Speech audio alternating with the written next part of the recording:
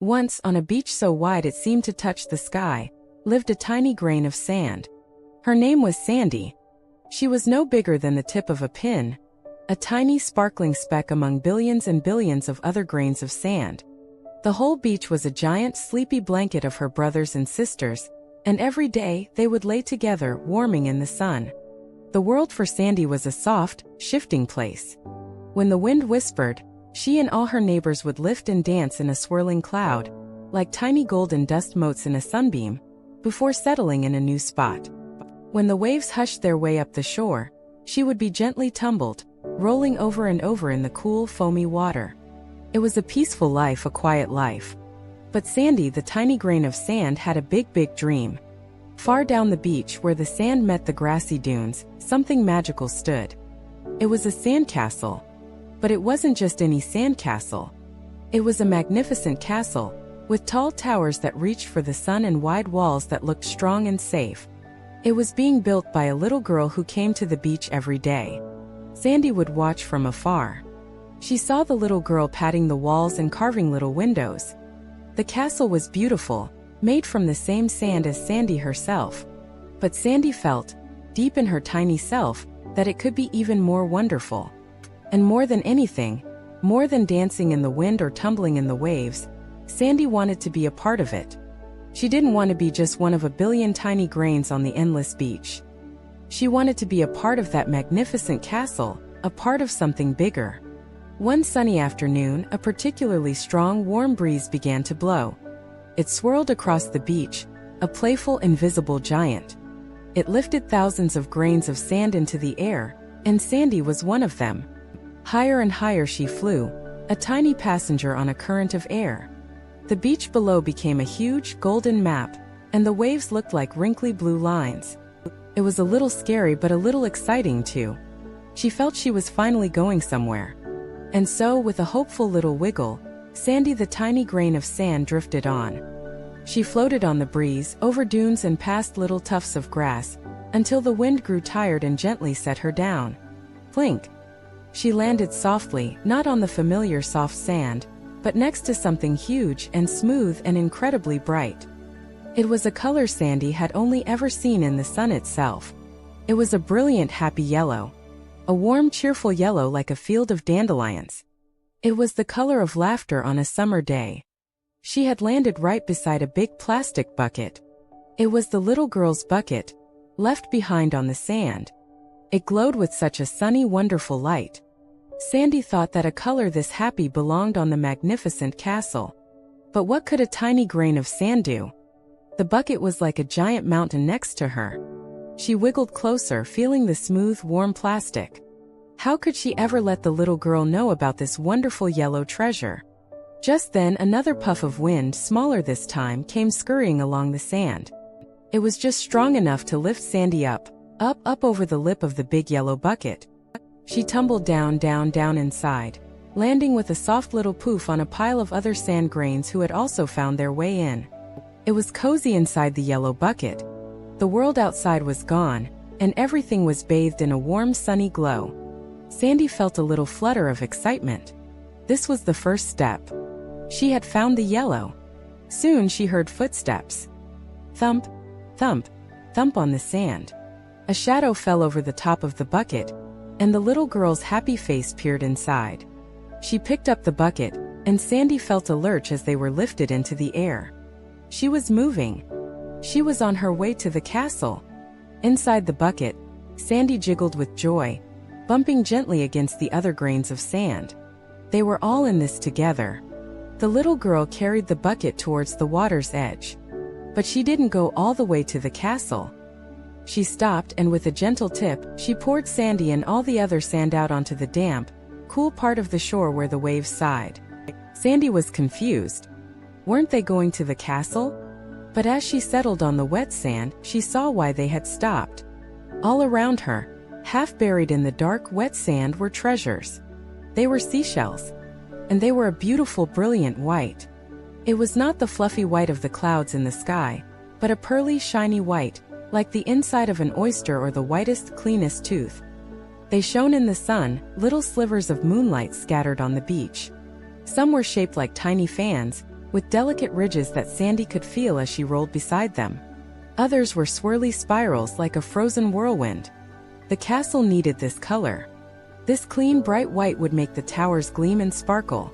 It would make the magnificent castle look like it was made of magic.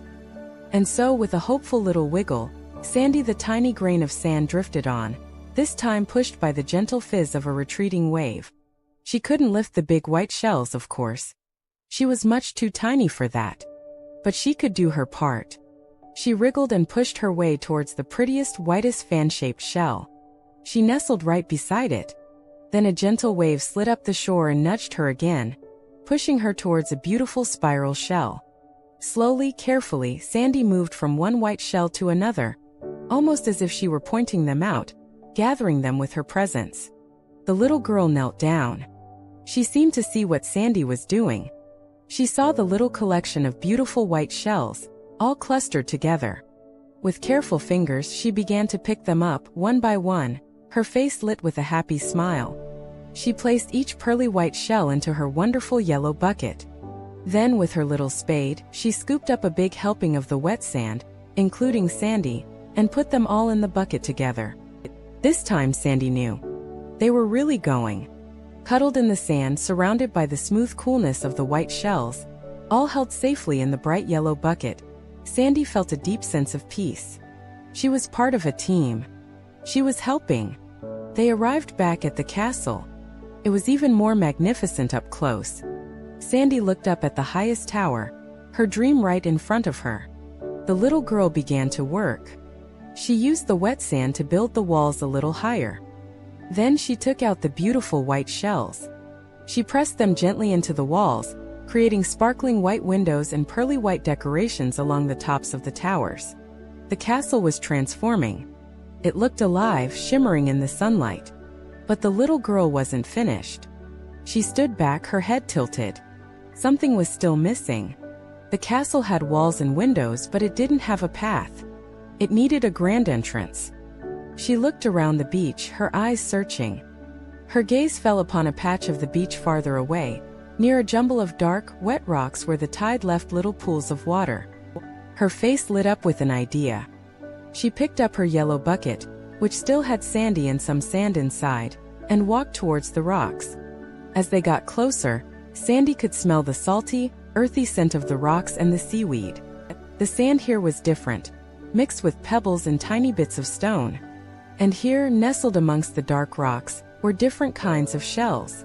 These shells weren't a pearly white. They were a deep, rich brown. It was the sturdy, warm brown of tree bark, or the comforting, cozy brown of a mug of hot chocolate.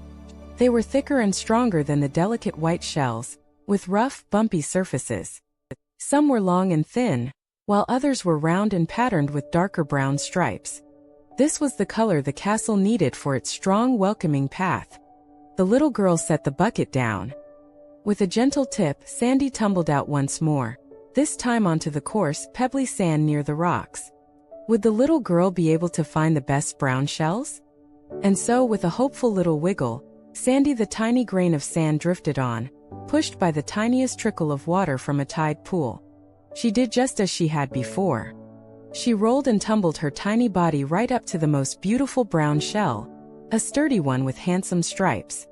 She rested there, a tiny golden speck against the rich, earthy color. She waited.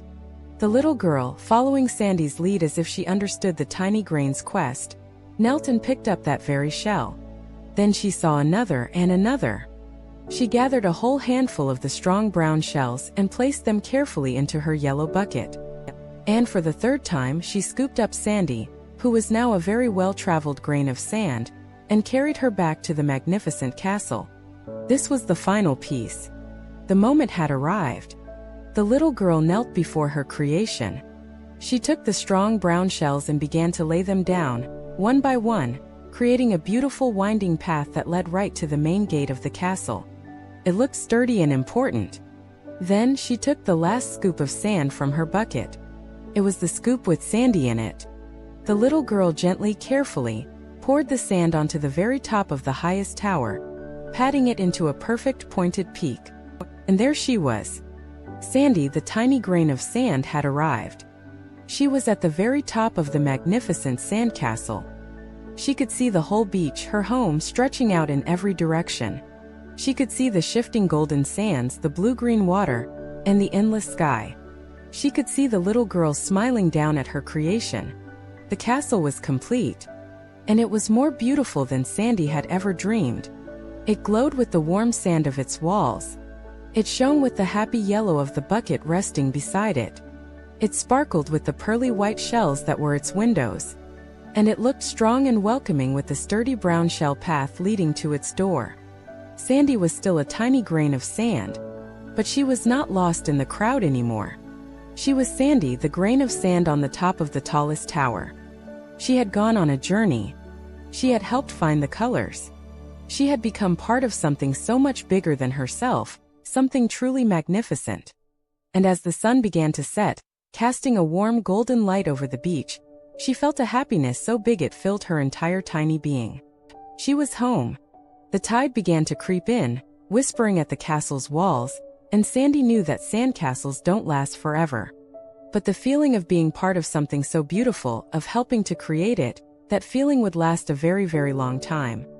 And as the gentle waves whispered to the shore, they seemed to tell a story of another tiny adventurer, a little blue seashell who dreamed of seeing the stars. But that is a story for another time. A moral: even the smallest person can play a big part in creating something beautiful when they work together with the world around them.